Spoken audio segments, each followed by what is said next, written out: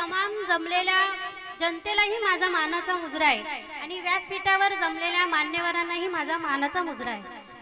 तसेच आज या ठिकाणी आपली जी सभा लागलेली आहे, जे 20 तारखेला होऊ घातलेल्या निवडणुका संदर्भात आपली ही सभा लागलेली आहे आणि सर्वांना माझं एवढंच सांगणं आहे, खास करून महिलांना सांगण्याचं तात्पर्य आहे माझा की खरोखर आपल्याला जी ही लाडकी बहीण योजना ही ज्या सरकारने आपल्याला आता दिलेली आहे आणि आलेली आहे, त्याचा सर्व महिलांनी त्याचा लाभ घेतलेला आहे। थोड्या काही महिलांना राहिला असेल तर माझी अशी विनंती आहे की जी महिलांना जे राहिलंय त्यांना सुद्धा मिळतील, त्यांनी नाराज होण्याचं कारण नाही आहे, पण त्यांनी थोडा ह्याच्याने धीर घ्यावं। काही कागदांमध्ये कुणाची काही खामी असेल, याच्यामुळे काही काम अटकलं असेल तर त्यांनी जी नाराजगी आहे ती आता ह्या वेळेस दाखवू नये।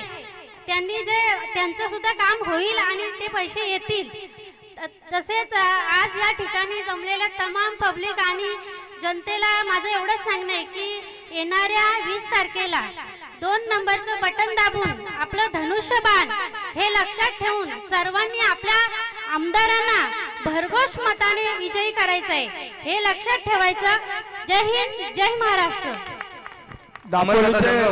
यांना विनंती करतो आपण व्यासपीठावर